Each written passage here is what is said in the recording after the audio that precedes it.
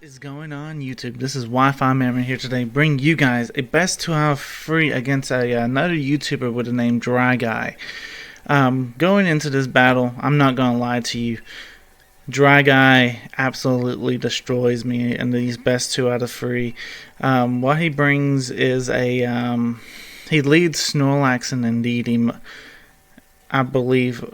In game 1 and game 2, he just leads Snorlax and Butterfree. And what his main plan basically is to pretty much protect Snorlax at all costs. And he plays super well. Gotta give him the best credit out there. You know, because I mean, at the end of the day, when I'm doing these post narrations, I want to show the good and the bad. And this is definitely a battle that I feel like I need to adapt a little bit, maybe change up my movesets a little bit, because if I had we were talking after the battle, if I may have had Haze on my Dusclops, I could have led Dusclops, and when he goes for Belly Drum, what will happen is I could go for Haze, and that would eliminate his option to go for that Belly Drum. And I guess, because right here, he has no idea if I have Haze or not. Yeah, he still goes for Belly Drum this turn. So therefore, he was already going to go for Belly Drum no matter what. So the thing is, I don't know which move to take off my Dusclops, because I'm running Ally Switch, Will-O-Wisp, Nightshade, and Trick Room. I'm debating to take Will-O-Wisp off, but then again, I feel like Will-O-Wisp is very important to this set. So I mean, that would be the one that I'm thinking the most about taking off to replace and put Haze on. But at the same time, I'm probably going to leave it alone for right now, because this team that I'm using right now is about to retire once the new DLC comes out anyway. So at least for a little bit, and maybe come back to it later, because I've had a really fun time with this team, but I think it's about time to start battling with some new ones. Anyway, let's kind of get into this battle. Alright, so as you've seen, that he did go for that Belly Drum turn 1. So now, right here, I did try to burn it.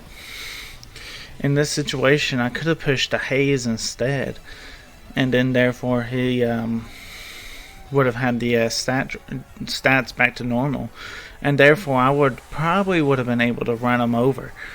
But I don't have Haze. But anyway, like I said, he played super well, so let's get back into it though. He Gigantamaxes his Snorlax, right? And pretty much at this point, I'm thinking something's about to get KO'd. Maybe if I Ally Switch or something, I might be alright. So I go ahead and Ally Switch, and he goes for Heal Post on his Snorlax. I'm like, man, you gotta stop healing this thing up, man. I'm already too worried about this thing at this point. This thing is set up, ready to go. And so I go for Max Strike, and I'm thinking, okay, so if I can get his speed lowered enough, where we are definitely always going to be outspeeding it, maybe we can be alright as well. He goes for Max Quake into my Snorlax. I do survive, but if that went into my Dusclops, I'm almost 100% certain that it will KO. Alright, so he goes into Butterfree, and this is what's so crazy about this guy's team, is that he could either Rage Powder, or he could have went straight for the Sleep Powder. And I mean, he was outspeeding me no matter what. So he does go for Sleep Powder into my Dusclops. I go for the Max Strike, and obviously Butterfree lives because of Focus Sash, I mean obviously, and it gives the Snorlax another opportunity to go for attack. He goes for Max Quake into my Snorlax, which actually KOs my Snorlax. So I'm sitting here thinking, man, I don't really have a Pokemon that can actually take these hits anymore, you know?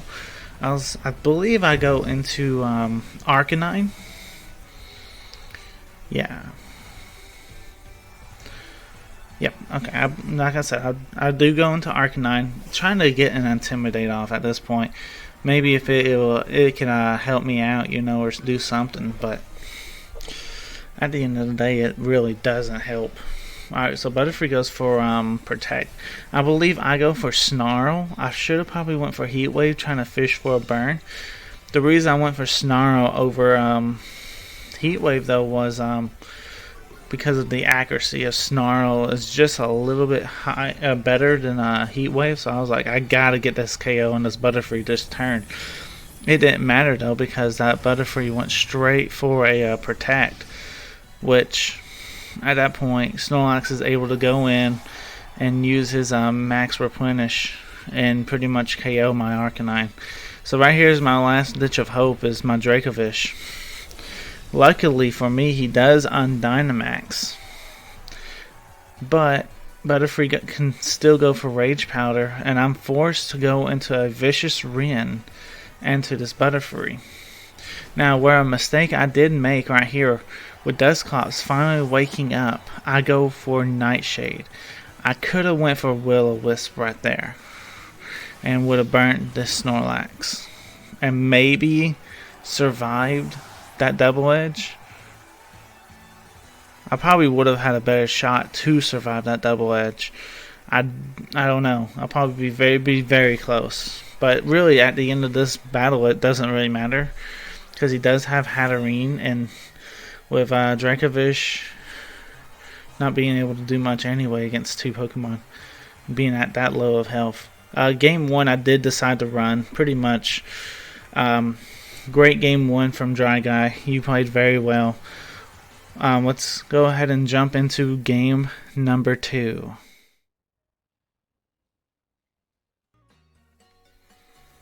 Alright, in game number 2, I went ahead and decided to lead Togekiss and Dracovish. And I have my Snorlax in the back, and I believe I actually bring Dusclops as well. The reason I led Togekiss was to try to either redirect Sleep Powders, or if Snorlax does get off, try and protect my Dracovish as much as possible until I'm able to maybe do some damage or do something against the Snorlax, was the initial plan. But looking at my team is not really... I mean, once I do get the opportunity to attack the Snorlax, I don't know how much firepower we have to fight it. But anyway, he does lead Snorlax and Butterfree. And right, as I was saying, I was like, pretty much, Togekiss, you're here to just do follow me stuff. Dracovish, you start doing your thing, you know? Try and do as much damage KOing as you can, pretty much. So I go for follow me.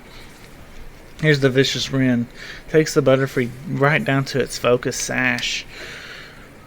And pretty much Snorlax sets up another belly drum. I mean, this is pretty much a free setup for Snorlax. Butterfree and Indeedee are very good setup Pokemon for Snorlax, because Indeedee actually stops Pokemon like Conkeldurr from wanting to attack the Snorlax and stuff. Or Butterfree is super fast and threatens everything with a Sleep Powder. So I mean, it's actually a very good combo. He goes ahead and Dynamaxes his Snorlax, Gigantamaxes his Snorlax, and right here I have to get rid of this Butterfree. That's the first thing I have to do, is just get rid of this Butterfree. So I believe, yeah, I go for follow me, and then I have to go for a Vicious Rin to KO the Butterfree before I can even do anything else. So Butterfree is gone. But at this time, Snorlax is able to go for a G-Max Replenish right into my Togekiss, which obviously one-shots it. So yeah, don't have much in the way of taking those attacks. So right here, I decided to go ahead and go into Dusclops as he goes into Indeedee.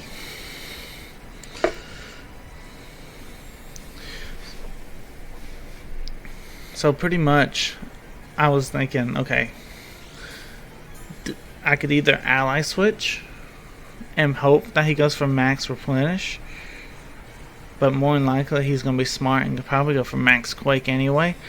But I went ahead and went for a protect with Dracovish instead, And I believe I go for Will-O-Wisp. Again, if I had the opportunity to go for Haze over Will-O-Wisp, probably would pay off a little bit. But it is what it is. As you can see, Max Quake just one-shots my Dusclops. And at this point, it's pretty much game. I mean, in the back of my mind, too, I was like, okay, I'll play it out. But this guy has already beat me, man. I mean, I've already lost the confidence in this battle. I went to Snorlax, though. I went ahead and Dynamaxed my Snorlax, saying, okay, well, if I'm going to do this, I might as well give him my best shot. Let's go ahead and Dynamax Snorlax. And pretty much, I believe I go for Vicious Wren after the Indeedee goes for a Follow Me. And I believe we actually KO'd this Indeedee this turn. He goes for Follow Me. I go for Vicious Wren. And then Max Strike into the Indeedee slot. And I believe we actually KO it.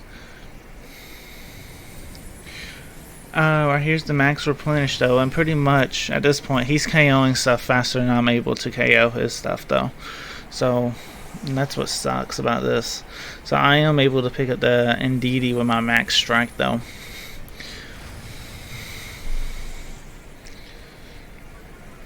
But, at this point, he can easily just he pretty much click any move with his Snorlax and he's going to be able to knock me out. He does actually Undynamax right here, Ungigantamax. And yeah, so Hatterene actually goes, well, okay, I'm faster. So I'd go for a Max Strike, almost picking up the KO. Hatterene goes for a Psychic or something. I believe it's Psychic. After, obviously the Snorlax eats its berry. Hatterene goes for Psychic. Does nothing, but watch this Double Edge. This is crazy. Just one-shots my Snorlax from there.